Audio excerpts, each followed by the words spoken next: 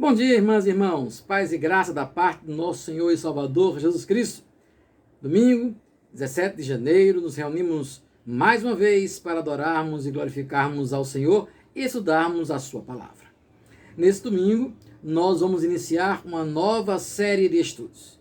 Esse domingo que amanhece para nós com as misericórdias renovadas.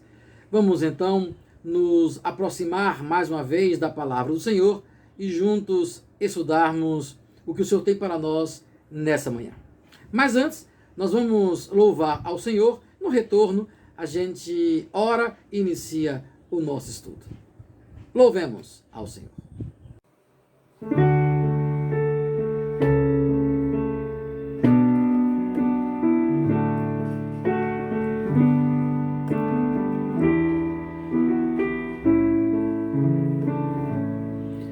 Bem-aventurado aquele que teme ao Senhor, que confia plenamente em seu poder, que medita de dia e de noite, noite e dia sem fim. Sua casa edificada sobre a rocha, não existe vendaval para destruir. E a família que habita dentro dela, no Senhor espera. Espera no Senhor sem desistir, na certeza que Ele não falha. Tudo Ele já preparou. Seu amor nunca mudou. Espera no Senhor sem desistir, seu amor nunca mudou.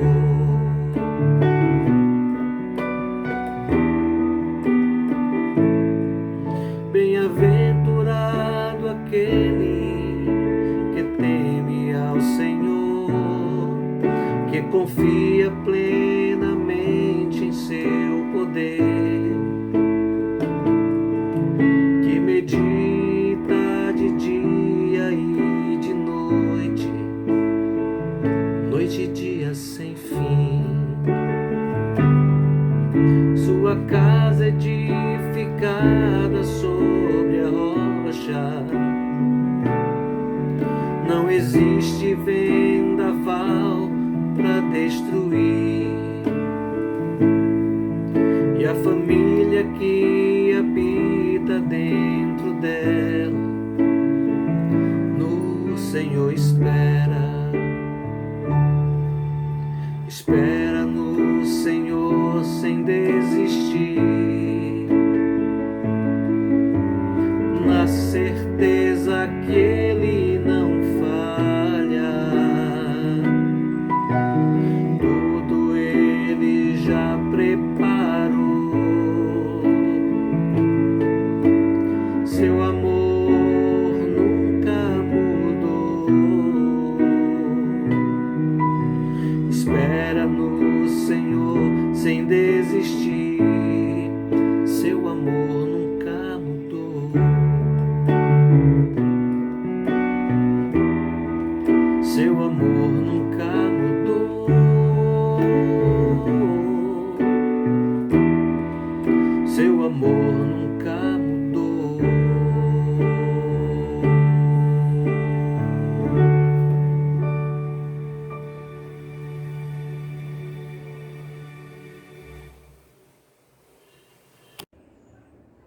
Amém. Vamos orar ao Senhor. Pai Santo, Pai Bendito, em nome do Senhor Jesus, te louvamos pela manhã desse domingo e queremos te pedir que a tua paz, teu amor, tua graça sejam conosco mais uma vez e que nessa manhã possamos, ao nos aproximar da tua palavra, aprendermos mais e mais do Senhor. Dá-nos, ó Deus, teu amor, dá-nos a compreensão, nos auxilia com teu Espírito para que possamos entender o que tens para nós nesta manhã. Muito obrigado, Senhor. Nós te oramos em nome de Jesus. Amém. Amém, irmãos e irmãs. Nós aproveito para saudar aqueles e aquelas que estão nos visitando, que não são membros da IPU do Salvador, mas que são conosco nesta manhã de domingo. Sejam bem-vindos e bem-vindas, que o Senhor possa continuar a derramar ricas bênçãos sobre a sua vida. Nós vamos iniciar nesse domingo uma nova série de estudos. Nós encerramos as 12 lições da nossa revista, O Prazer de Viver. Encerramos essas lições domingo passado, foram 12 lições baseadas no livro de Eclesiastes, trazendo a temática do prazer da vida, do viver de forma prazerosa. Enquanto nós aguardamos a nossa próxima revista, a livraria que nós compramos, a livraria que nós compramos é a editora Pendão Real, da Igreja Presbiteriana Independente do Brasil. Ela está de recesso, só volta a partir do dia 2 de fevereiro, quando nós podemos fazer os nossos novos pedidos a partir dessa data. Até lá, nós vamos, então, nos próximos domingos aí, trabalhar algumas lições avulsas. E aí, nesse primeiro momento, eu vou trabalhar com vocês uma série de meditações baseadas no Credo Apostólico. São lições em que vamos olhar para o credo, para as 4 partes do credo, de forma a melhor compreendermos o que essa confissão, essa afirmação de fé, esta declaração de fé feita há quase 2.000 anos atrás, tem para nos falar hoje. Para isso, eu vou usar uma série de estudos disponível para as pessoas que têm acesso à internet, disponível pelo professor José Roberto Cristofani, chamada Meditações no Credo. É uma publicação que ele fez há alguns anos, disponibiliza para que possamos utilizar de forma gratuita. Então vamos utilizar esse texto dele, Meditações no Credo, do reverendo José Roberto Cristofani. O reverendo Cristofani nós conhecemos porque ele esteve em nossa igreja em 2019, se eu não estou enganado, final de 2019, no aniversário do reverendo Nelson. O Cristofani foi orientando do reverendo Nelson no doutorado, criou uma relação de amizade muito forte com o reverendo Nelson e esteve em nossa igreja pregando no aniversário do reverendo Nelson, e naquele momento pregou, esteve conosco ali alguns momentos. Então é conhecido na nossa igreja, já pregou em nossa comunidade. Eu vou usar então esse texto dele como base, como referência para os nossos estudos. Mas eu quero então iniciar perguntando por que vamos estudar o credo? Qual a razão da escolha do estudo do credo apostólico? É um tema tão discutido, é um tema tão batido, nós sabemos de cor e salteado, dominicalmente, quando nós não afirmamos a fé com o outro credo, nós utilizamos basicamente o credo apostólico para a nossa afirmação de fé dominical. Por que utilizar então o credo apostólico, já que ele é tão discutido? Mas ao mesmo tempo, há um elemento contrário a isso. Ele é bastante desafiador. Ele é muito discutido, porém, ele não é tão bem compreendido por boa parte das pessoas. Boa parte do cristianismo como um todo, repete o credo, diz o credo, reza o credo, mas não para refletir no credo. Então, do mesmo jeito em que ele é bastante falado, ou já foi bem discutido, ele ou as temáticas que ele trata, também ele é bastante desafiador. E aí a gente pode fazer uma outra pergunta. Qual leitura contemporizada podemos fazer do credo apostólico? Tem como nós olharmos para o credo apostólico com um olhar mais contemporâneo? Há desafios nesse credo? Ou podemos pensar em outro credo a partir desse credo histórico que é o chamado credo apostólico. Então, usando os textos do reverendo Cristofani, nós vamos procurar discutir esses elementos. O texto que eu vou usar dele é um texto básico, mas vamos fazer outras incursões, reflexões, vamos viajar um pouco nesta temática.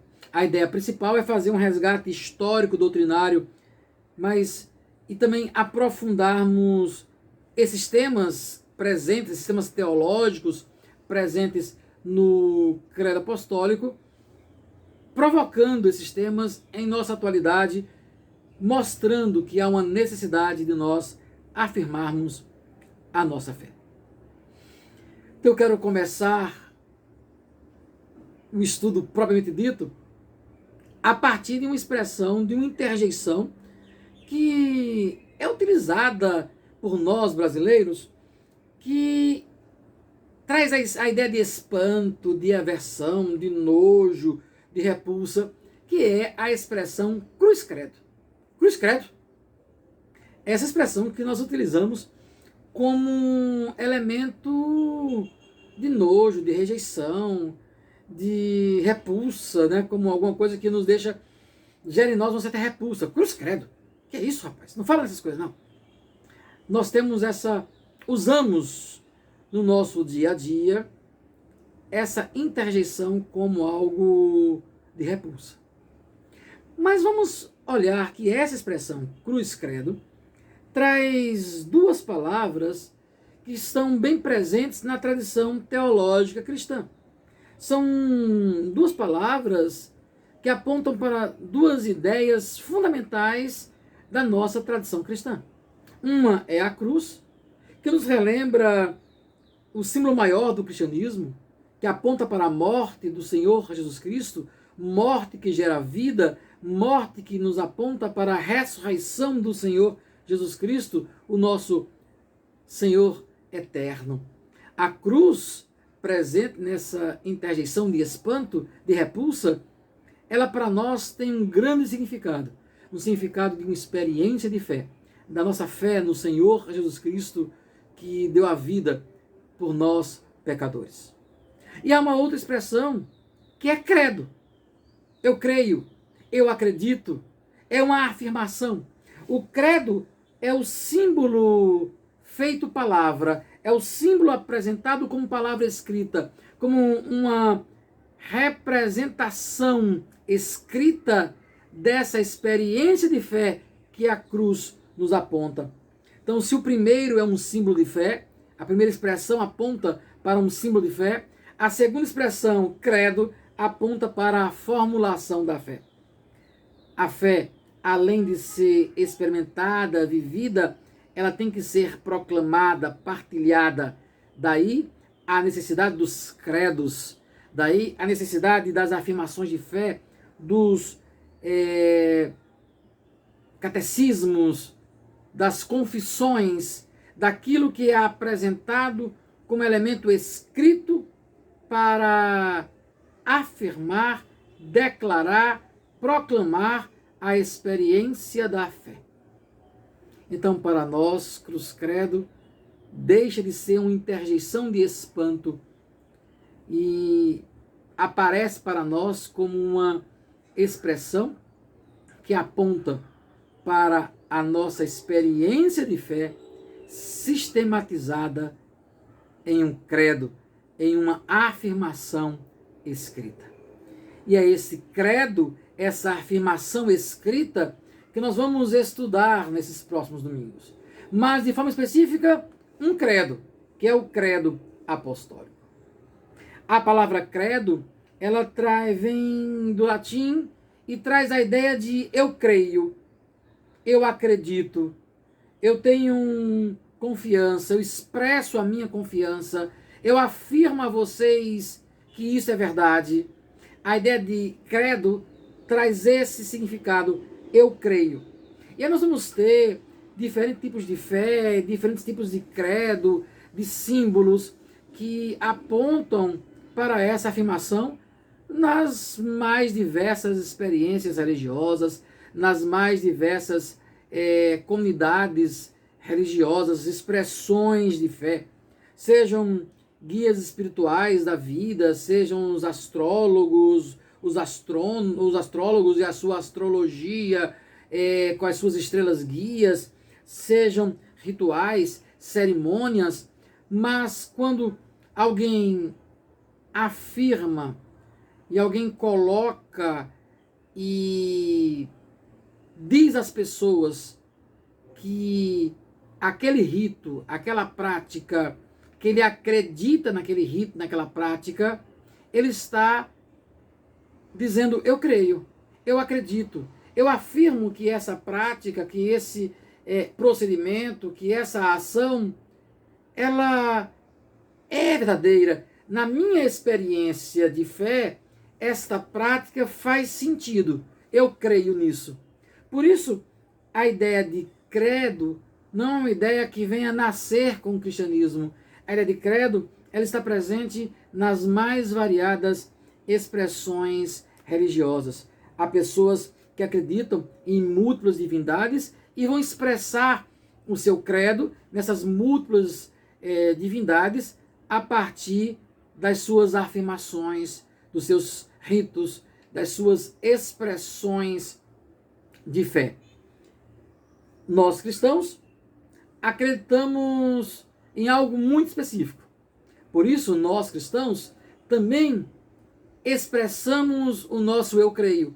Também sistematizamos a nossa forma de dizer eu creio, eu acredito. A minha experiência de fé, a cruz, ela pode ser expressa, pode ser verbalizada, pode ser escrita. Eu estou afirmando a vocês, eu creio. É a partir dessa necessidade de nós afirmarmos no que nós cremos que vão surgir os credos da igreja, vão surgir as afirmações de fé da igreja. Quando na teologia nós falamos em credo, nós estamos nos referindo dentro dessa perspectiva cristã que eu creio, eu sei no que é que eu confio, eu sei onde eu ponho a minha esperança, eu sei que eu posso depositar toda a minha fé nessa pessoa, no Senhor Jesus Cristo, porque eu sei em quem tenho crido e estou bem certo que é poderoso. Lembram do apóstolo Paulo? É uma afirmação de fé, é um credo, eu creio. Então, para nós cristãos, esta expressão de fé, esse dizer que crer, ele está diretamente ligado à nossa esperança em Cristo Jesus. Esse termo, eu creio, é um termo latim que alguns teólogos da antiguidade, teólogos do passado, utilizaram como uma espécie de slogan, uma espécie de expressão que se fazia presente no seu dia a dia, presente em sua prática de fé. Por exemplo, Tertuliano, ele usava duas expressões costumeiras em seus escritos: credo quia absurdum est, creio porque é absurdo, e a outra expressão, credo quia impossibilit est, creio porque é impossível. Duas expressões que Tertuliano usava, em que a palavra credo, eu creio, creio que é absurdo, creio porque é impossível. Essas duas expressões de Tertuliano apontavam para que a fé, ela não pode ser medida pela lógica humana. Ela é absurda, né? A fé, o que eu creio no Evangelho é loucura para aqueles que não creem. O próprio apóstolo Paulo vai dizer isso. Então, a racionalidade humana, a lógica humana, muitas vezes não pode compreender a fé. Quando o Tertuliano usa essa expressão, ele aponta exatamente para essa ideia, a ideia do que eu creio em Deus que está acima da própria lógica humana.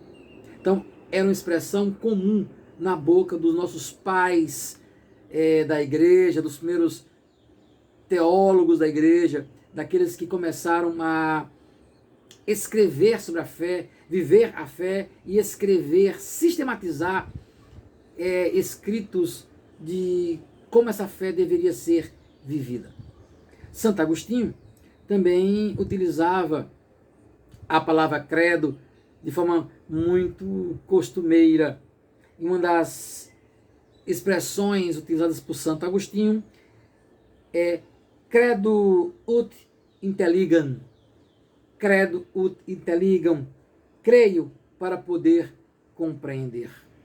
Então, Agostinho, ele resgata uma fala de Santo Anselmo para se referir de que para compreender a própria ação de Deus era preciso crer. Então ele está declarando que havia uma fé, havia uma esperança e ele, ao fato dele crer, isso abria as portas para compreender a vontade de Deus em sua vida.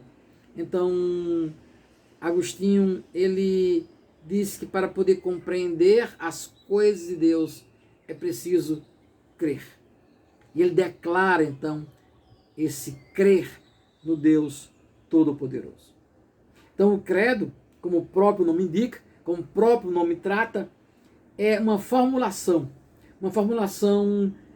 escrita, proclamada, dita, em que as pessoas afirmam que acreditam em algo. Eles afirmam, apontam para o cerne de sua crença. E isso não é privilégio dos cristãos, outras comunidades já tinham também essa prática de afirmarem, como nós já falamos. Na antiguidade, no próprio Primeiro Testamento, no próprio Testamento ali escrito pelos hebreus, nós vamos encontrar também credos, como por exemplo, Deuteronômio capítulo 6, versículos 21 a 23. Deuteronômio 6, 21 a 23. Veja o que diz a Escritura Sagrada. Éramos servos de Faraó no Egito, porém o Senhor de lá nos tirou com poderosa mão. Aos nossos olhos fez o Senhor sinais e maravilhas, grandes e terríveis, contra o Egito e contra o Faraó e toda a sua casa. E dali tirou-nos para nos levar e nos dar a terra que, sob juramento, prometeu aos nossos pais. Então, na tradição mosaica, na tradição do Primeiro Testamento, nós vamos ter uma afirmação de fé. Eu creio, eu estou dizendo para vocês que Deus, na sua providência, nos tirou da terra do Egito, derrotou Faraó e está nos levando, vai nos levar para uma terra prometida, terra que emana leite e mel. Então nós vamos ter em Deuteronômio 6 uma síntese daquela crença do Senhor que chamou os nossos pais, para dar além do Eufrates, nos chamou Abraão, e no pai Abraão prometeu uma terra e nos tirou do Egito como escravos e nos deu a terra prometida. Eu estou afirmando que eu creio nesse Deus, no Deus que faz isso. Então há uma lembrança da escravidão do Egito, do Êxodo, e aponta para a fé na terra prometida, para a fé dos patriarcas. Então o credo, seja no Antigo Testamento, seja na igreja primitiva, seja hoje em dia, o credo cumpre uma função.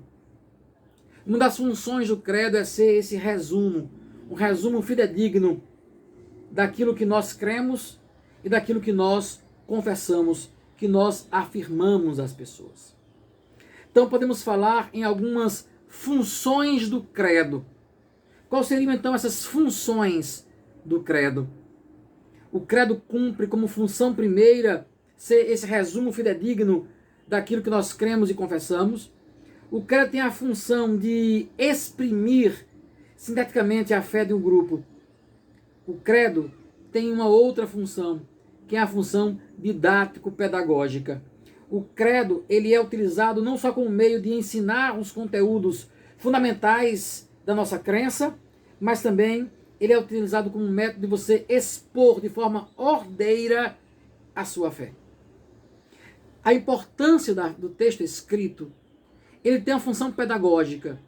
Ele nos ensina, não só para o nosso aprendizado enquanto indivíduos, já que você tem ali uma síntese da sua crença, a síntese do que você de fato crê. Então serve como um elemento de aprendizado individual, mas também um elemento de você comunicar, divulgar, anunciar, proclamar aos outros a sua fé, confessar, proclamar a sua fé para outras pessoas. Outra função do credo é que tem uma vantagem de ser ecumênico. Ecumênico em que sentido? Porque por ser uma formulação escrita pela igreja primeira, e que se reproduziu em todos os tempos de forma universal, essa catolicidade, essa perspectiva de universalidade ecumênica do credo mostra que cristãos em todos os lugares, de todos os tempos, têm a mesma crença. A crença no Deus Pai, Filho e Espírito Santo. E essa crença que aponta para esta unidade do corpo de Cristo.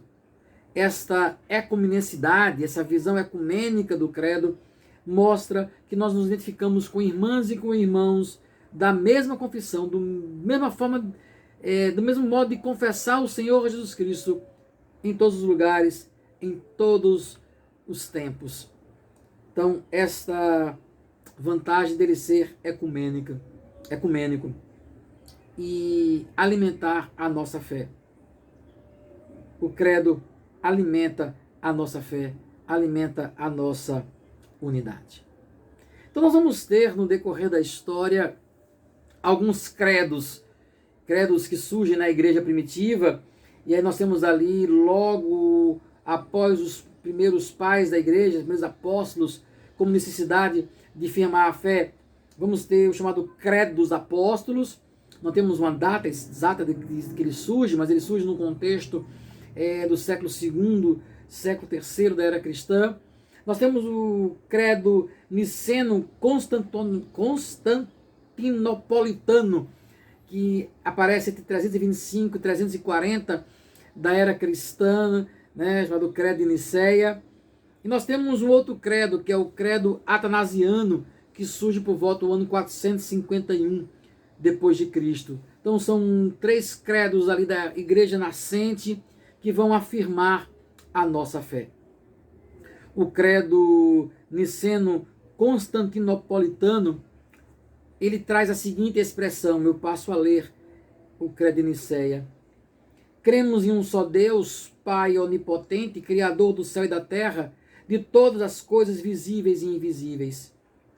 E em um só Senhor, Jesus Cristo, o Filho unigênito de Deus, o gerado do Pai antes de todos os séculos, Deus de Deus, luz de luz, verdadeiro Deus de verdadeiro Deus, gerado e não feito, da mesma substância que o Pai, por meio do qual todas as coisas vieram a ser, o qual por nós, homens, e pela nossa salvação, desceu dos céus e se encarnou no Espírito, do Espírito Santo e da Virgem Maria, e se fez homem, e foi por nós crucificado sob Pôncio Pilatos, e padeceu, e foi sepultado, e ressuscitou ao terceiro dia, segundo as Escrituras, e subiu aos céus, e está sentado à direita de Deus Pai, à direita do Pai, e virá de novo, com glória, a julgar vivos e mortos, e seu reino não terá fim.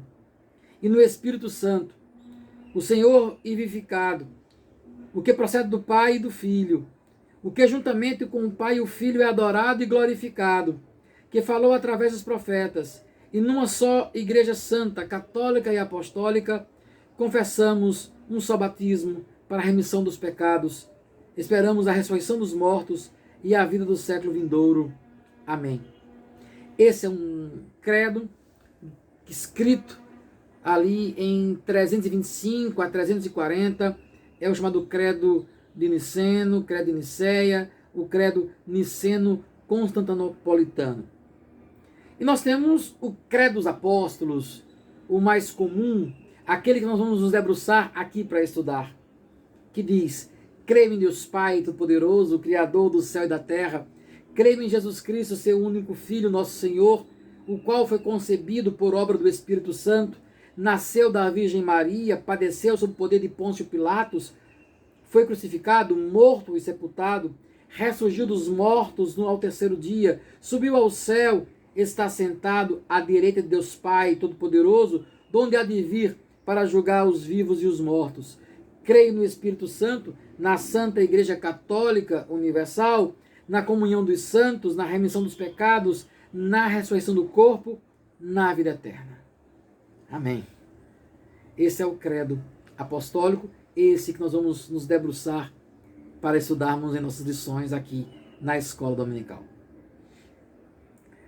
Mas, no decorrer da história da igreja, algumas necessidades surgiram e algumas igrejas, algumas comunidades sentiram a necessidade de trazer no credo outros elementos, além dos elementos presentes, fundamentais, a ideia da Trindade, do nascimento virginal de Jesus, do envio do Espírito Santo, a ideia do juízo, ideias presentes no texto do credo apostólico, como do credo de Nicéia. Algumas igrejas trouxeram a necessidade de afirmar a fé dentro do seu contexto. Então, recentemente, a Igreja Presbiteriana Independente do Brasil, a IPIB, criou a sua afirmação de fé. Da mesma forma, os metodistas, os americanos, a Igreja Presbiteriana Americana, ela também estabeleceu uma declaração de fé, a declaração de 1967, ali na Igreja Americana. A Aliança Mundial de Igrejas Reformadas, em 2004, reunidos na cidade de Accra, em Gana, lá na África, eles escrevem a chamada Confissão de Accra, onde, após trazer alguns elementos voltados para a questão da globalização, da exploração dos povos mais ricos sobre os povos mais pobres, eles reafirmam elementos presentes no credo apostólico: o Deus Trino, o Deus Santo, o Deus que ama, o Deus que salva. Então nós temos algumas afirmações de fé que apontam para esse eu creio, eu acredito. A Igreja Presbiteriana Unida do Brasil, a IPU, nos seus princípios de fé e ordem, apontam para algumas dessas confissões, algumas dessas afirmações de fé, o credo, a Confissão de Accra, a Declaração de 1967, além das clássicas confissões de fé, textos mais longos, que apontam para um elemento doutrinário mais denso, resumido, porém muito mais denso do que o credo apostólico, que é a Confissão de Fé de Westminster, né, os símbolos da igreja, as confissões de fé reformadas. Então, vamos nas nossas escolas dominicais, nossa escola dominical, nos domingos seguintes, já iniciando com hoje, olharmos para o credo dos apóstolos, ou credo apostólico. É este que nós vamos nos debruçar, e hoje ainda eu quero olhar a primeira parte desse texto, a primeira parte desse credo. Feito essa introdução sobre o credo,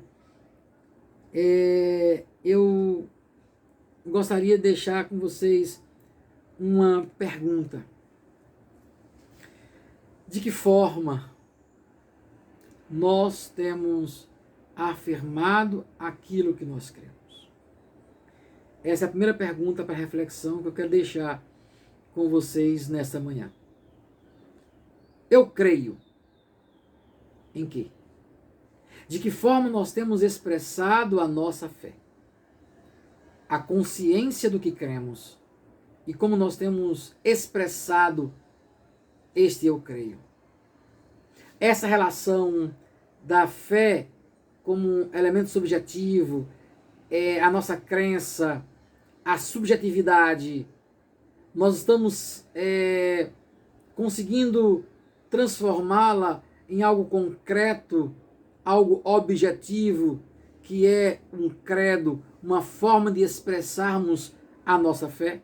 Conseguimos estabelecer a subjetividade da fé na objetividade do credo, quando eu afirmo ao outro, eu creio.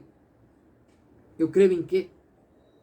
E como esse eu creio em quê, ele é proclamado para outras pessoas?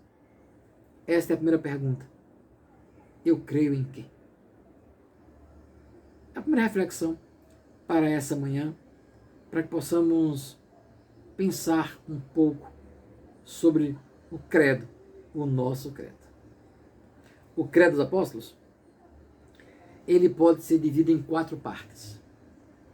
O creio em Deus Pai, o creio em Deus Filho, o creio no Espírito Santo e eu creio nos benefícios da salvação.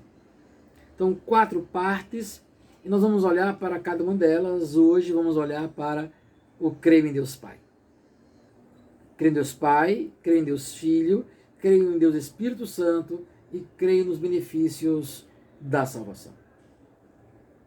Pensando no creio em Deus Pai, o credo, ele traz na sua estrutura, no seu arcabouço, ele traz a forma trinitária. Ele apresenta o Deus Pai, o Deus Filho e o Deus Espírito Santo. Então, o arcabouço, né, a estrutura do credo, ela é trinitária. É a fórmula da Santíssima Trindade. O credo em Nicéia também aponta essa ideia. E por que havia necessidade de estabelecer a doutrina da Trindade? As Escrituras Sagradas, o Novo Testamento, já nos aponta em alguns elementos, alguns textos da Escritura, esse elemento da Trindade. Nós vimos domingo passado, né, no domingo do batismo do Senhor, quando o Senhor Jesus é batizado, e ali aparece no batismo do Senhor Jesus Cristo, Pai, Filho e Espírito Santo. E a voz do céu dizendo, esse é meu Filho amado em que eu me alegro. E o Espírito Santo em forma de pomba desce sobre o Senhor Jesus Cristo. Então nós temos ali a presença do Deus Trino, o Deus que é um só Deus, subsiste em 3 pessoas, nos é apresentado a partir de três pessoas, mas um único Deus, o Deus triuno. E a base do credo apostólico é essa trindade, esse Deus trino. Em Mateus 28, naquela fórmula do batismo, o Senhor Jesus Cristo diz, olha, vão, batizem em meu nome, e batize as pessoas em nome do Pai, do Filho e do Espírito Santo. Da mesma forma, quando o apóstolo Paulo dá a bênção, e aparece a bênção apostólica, na bênção apostólica nós temos a forma trinitária, que a graça do Senhor Jesus Cristo, o amor de Deus Pai e a comunhão do Espírito Santo seja com vocês. Então, esse elemento trinitário está presente na Escritura. E o credo apostólico, ali do início da igreja cristã, ele vai afirmar essa questão trinitária, mostrar que Deus Pai, Filho e Espírito Santo são pessoas com personalidade. Se tem personalidade, relaciona-se com as pessoas, tem uma relação de intimidade. O Deus Pai, o Deus Filho, o Deus Espírito Santo, o Deus Criador do universo, esse Deus relaciona-se com pessoas. Então, é um Deus que não são 3 deuses, é um único Deus que se relaciona com pessoas, e em cada relacionamento com cada indivíduo, ele se apresenta para cuidar de nós. Então, esse elemento trinitário, ele está presente no credo dos apóstolos, como também está presente nos outros credos da igreja antiga, o de Nicéia, de Atanásio. Eles vão estar presentes porque era fundamental com que a igreja, naquele momento inicial, compreendesse esse Deus que é pessoa, esse Deus que se relaciona conosco de forma íntima, de forma pessoal. A segunda parte do texto, em que apresenta o Senhor Jesus Cristo, ela é mais ampla. Ela vai falar de Jesus Cristo, nascimento virginal, mas vai falar do Senhor Jesus Cristo de forma ampla, mas introduz na fala, né, no creio em Jesus Cristo, ele vai trazer essa ideia do creio em Jesus Cristo, mas relacionando com o Pai e com o Espírito Santo. Então, a estrutura trinitária do credo, ela se solidifica quando vai falar do Filho. É o Filho que nasceu da Virgem Maria, e a Virgem Maria que foi engravidada pelo Espírito Santo, então ele é Filho de Deus, do Deus Pai. Então você tem essa relação do Deus, do Senhor Jesus Cristo com o Pai e com o Espírito Santo. Então, a maior parte, ele tem a necessidade de fazer essa relação entre Deus Pai e o Deus Espírito e o Deus Filho, apontando esta personalidade do nosso Deus que subsiste em 3 pessoas. Então, vamos olhar para o Deus Pai. Creio em Deus Pai, Todo-Poderoso, Criador do céu e da terra. É assim que se começa o credo apostólico. Creio em Deus Pai. E é interessante que essa expressão Pai, tão usada no Novo Testamento, tão usado no Segundo Testamento, no Novo Testamento, ele vai aparecer lá no Primeiro Testamento, naquele que nós chamamos de Antigo Testamento, no Primeiro Testamento. Ele vai aparecer também Deus cuidando. A expressão de Pai, ela aparece com o Deus que cuida de Israel, o Deus que cuida de Israel como seu filho querido. Em Oséias, capítulo 11, versículo 1, nós lemos o seguinte: quando Israel era menino, eu o amei, e do Egito chamei meu filho. Então, nós temos ali um trato de Israel como meu filho. Então, a relação paternal aparece lá no Primeiro Testamento. Mas é no Novo Testamento que a expressão Pai, que a doutrina da paternidade de Deus vai se estabelecer mais forte. É o Deus que é Pai, o Deus que tem Jesus Cristo como seu único filho, mas que em Cristo, seu único filho, ele nos faz seus filhos. A todos quanto nele creram, deu-lhes o poder de serem feitos filhos de Deus. Somos filhos por adoção. Deus é o nosso Pai, Cristo é o Filho de Deus, somos herdeiros de Deus, co-herdeiros com Cristo. A ideia de paternidade está presente no texto sagrado. É o Deus que nos faz filho. O Deus que em Cristo nos faz seus filhos. Jesus é o único gerado do Pai, é o unigênito, gerado do Pai.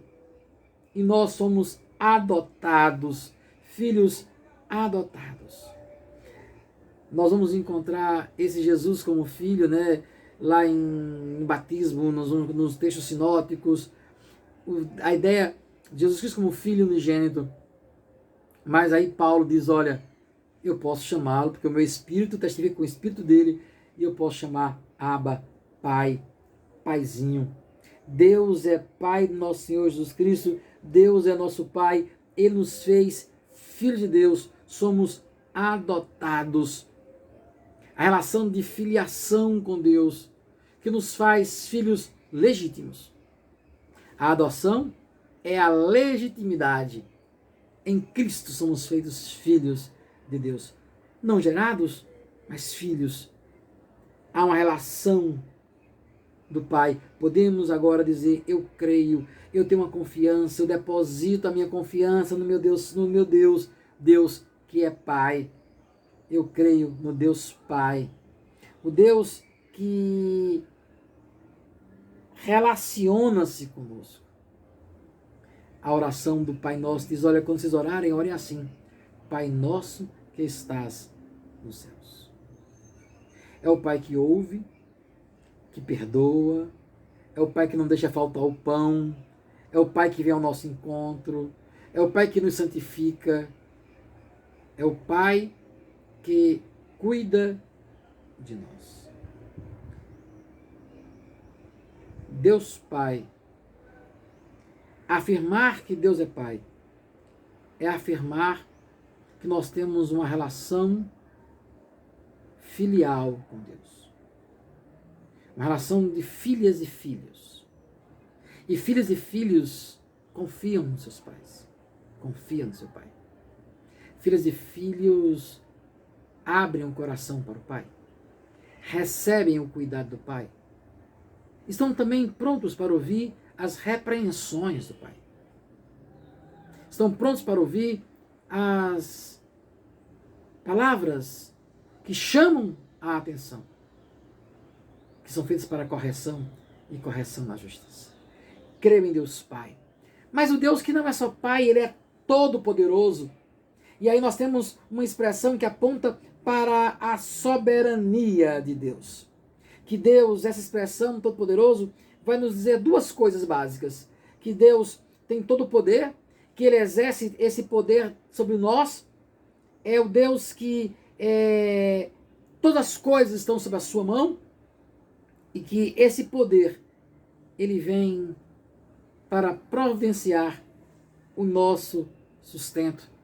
Um Deus que vem suprir as nossas necessidades. O apóstolo Paulo, escrevendo a Filipenses, ele diz assim, porque meu Deus, segundo a sua riqueza em glória, há de suprir em Cristo Jesus cada uma das vossas necessidades. Paulo escreve isso em Filipenses 4, no mesmo contexto em que ele disse, tudo posso naquele que me fortalece. Você vê na riqueza, na pobreza, todas as coisas eu consigo viver, tudo posso naquele que me fortalece. Então, eu sei que o meu Deus, segundo a sua riqueza em glória, vai suprir em Cristo Jesus cada uma das vossas necessidades. É o Deus poderoso, é o Deus que tem todo o poder que tem o mundo sob as suas mãos.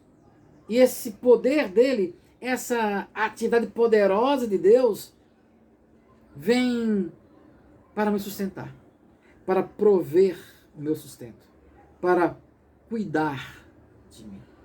É um Deus que é Pai, mas que é um Pai todo-poderoso.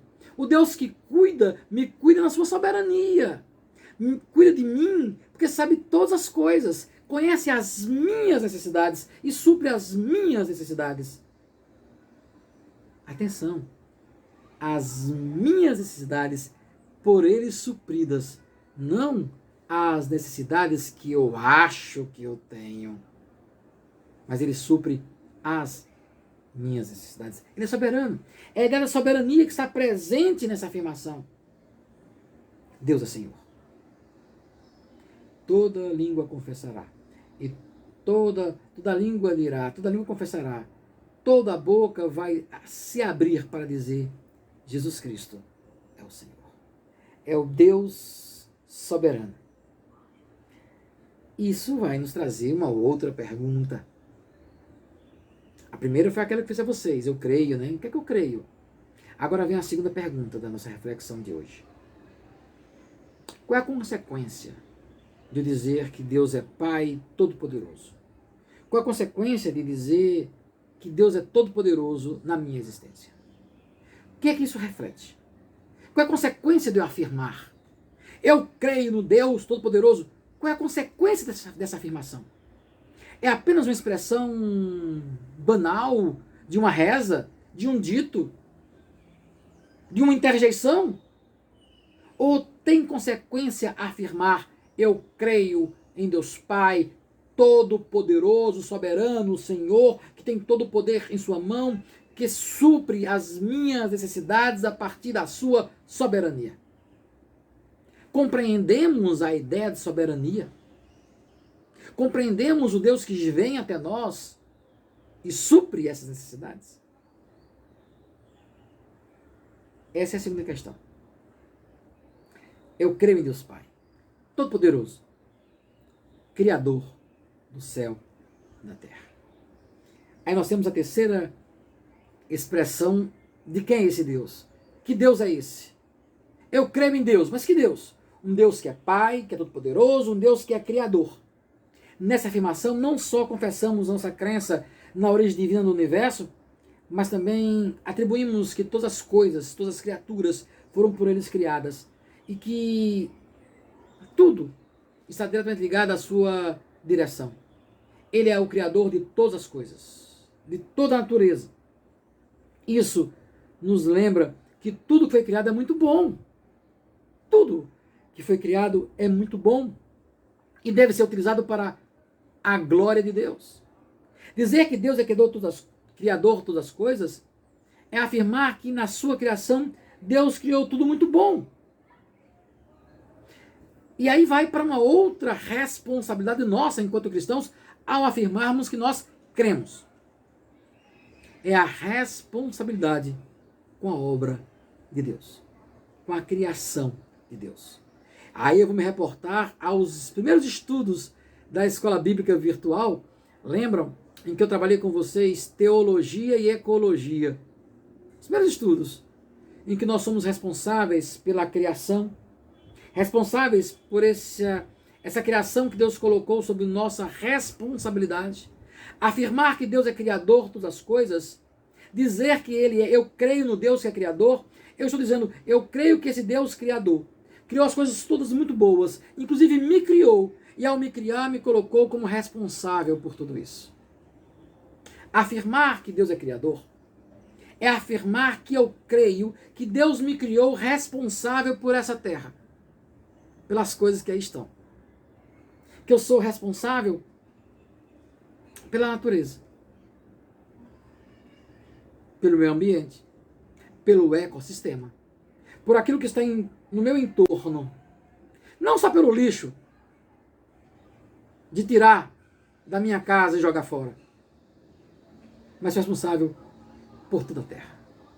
Portanto, diariamente podemos recitar o credo, pois ele não só nos traz a memória, mas ele nos aponta para conhecermos e refletirmos quem é Deus Pai, Todo-Poderoso, Criador dos céus e da terra. Então, concluindo a primeira parte do nosso estudo de hoje, Deus Pai, Ele nos fez seus filhos. Isso quer dizer que Ele cuida da gente, Ele ensina, Ele orienta, repreende, Ele nos dá herança. Deus é Pai, mas Deus também é todo-poderoso, Ele é soberano. Todo poder, inclusive a nossa existência, está sob a sua orientação, sob o seu cuidado. E Ele é Criador, Ele nos colocou como cuidadores de sua criação. Declarar, confessar, afirmar essas coisas, dizer eu creio, não é só pedagógico, não é só uma forma de nós aprendermos, mas também é uma forma de nós testemunharmos.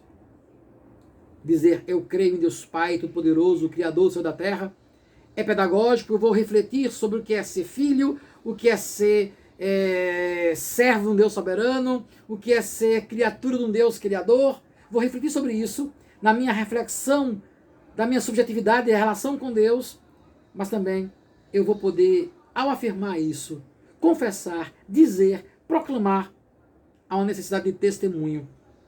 É um chamado a viver um cristianismo real. Somos feitos filhos de Deus, o Senhor soberano, Criador de todas as coisas. É preciso muito mais do que nós dizermos, vivermos. Há uma necessidade de vivermos aquilo que nós confessamos. Esse é o credo. Que possamos, muito mais do que confessar, possamos viver aquilo que nós confessamos. Eu creio em Deus Pai, Todo-Poderoso, Criador dos céus e da terra. E em Jesus Cristo, seu único Filho, vai ficar para domingo que vem. Deus abençoe, irmãs e irmãos, possamos refletir sobre essas coisas e aprender mais e mais do Senhor. Vamos para o louvor. Na volta, nós encerramos com oração. Louvemos ao Senhor.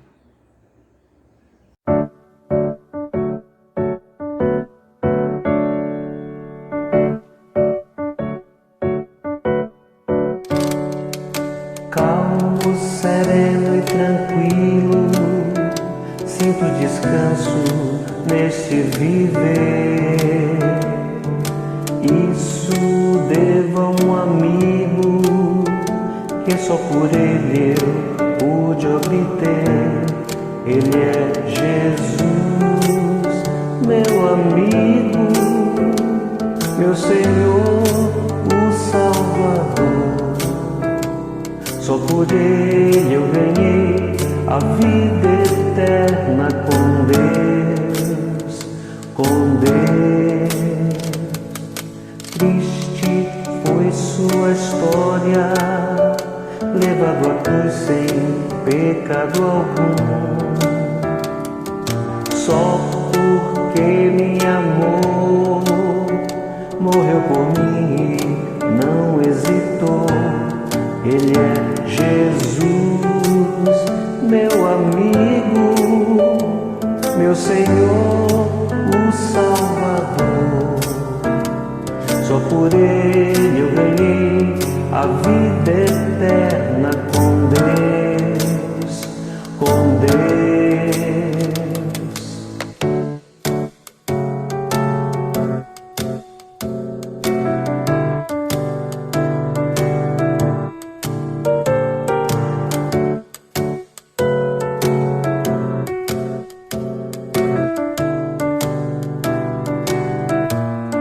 Ele é Jesus, meu amigo, meu Senhor, o Salvador. Só por Ele eu ganhei a vida eterna com Deus, com Deus, com Deus.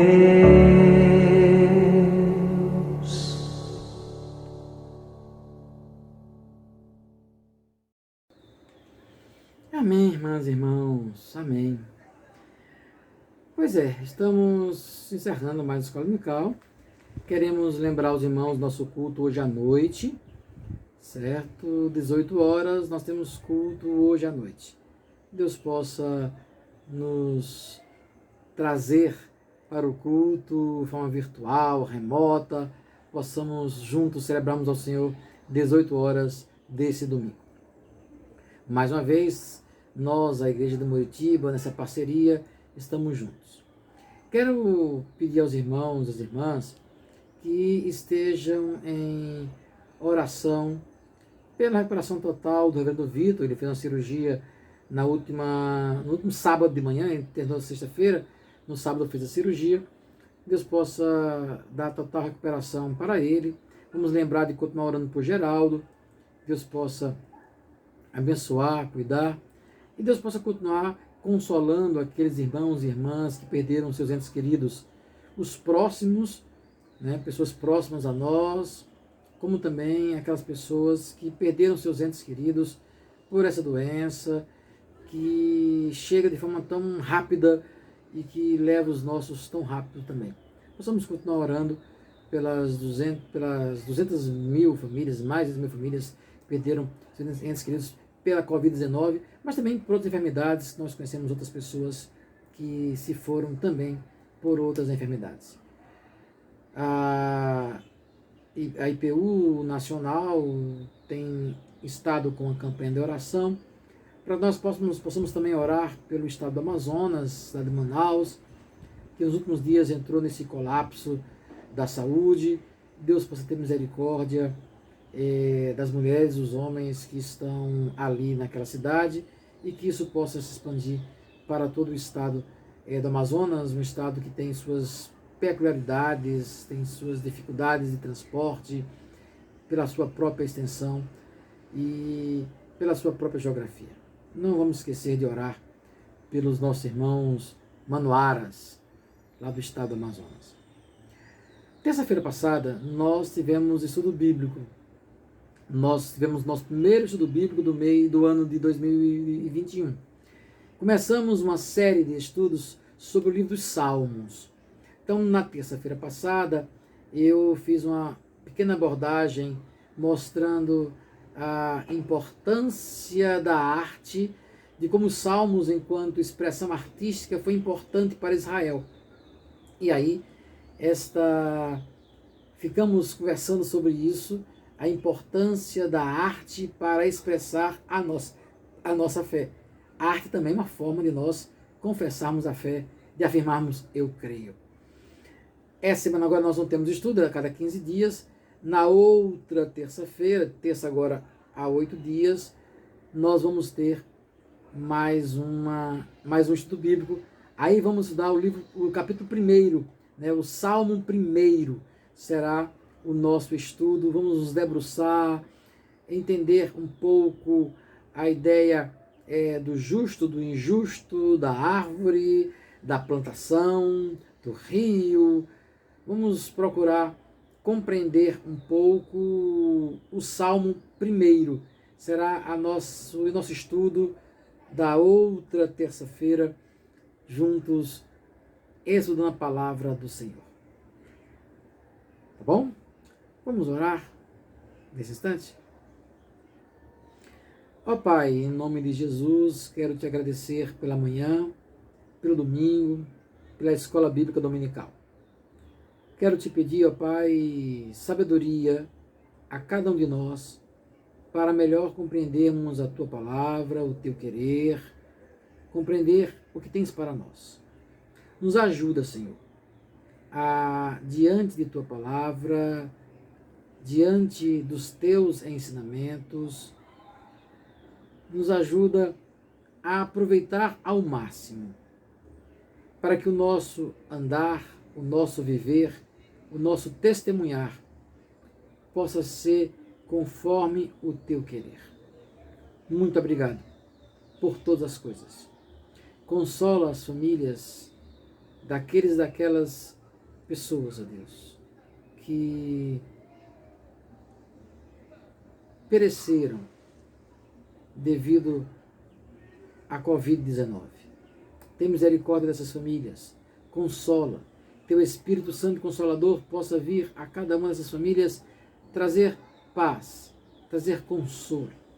Não só em nosso imenso Brasil, mas no mundo como um todo. Tu possas, ó Deus, consolar esses corações. Há pessoas bem próximas a nós que perderam entes queridos. Vem, Senhor, consola, restaura. Aqueles que estão enfermos com Covid, ou se não for por Covid, mas Tu possas também, ó Deus, trazer a Tua paz, possas trazer, ó Deus, a Tua bênção sobre eles. Em nome do Senhor Jesus Cristo, muito obrigado pelo Teu cuidado. Cuidado de Pai Todo-Poderoso. Cuidado de Pai que é Criador de todas as coisas. Nós Te louvamos por esse cuidado.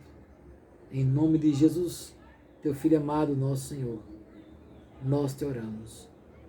Amém. Amém, irmãs e irmãos. Deus nos abençoe. Eu aguardo vocês no culto à noite, 18 horas. Que a paz de Cristo seja com vocês. Amém.